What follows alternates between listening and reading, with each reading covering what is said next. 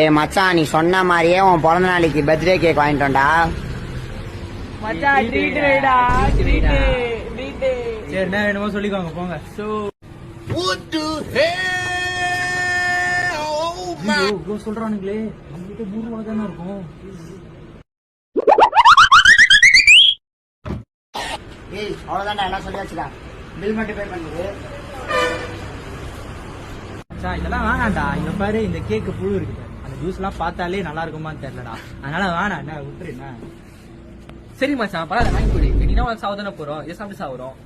உங்க காசுல தான் மச்சான் வாங்கி சாப்பிடுறோம். வாங்கி கொடுறா, ஒன்னும் ஆகாது. நீ ஏன்டா சும்மா இருக்க?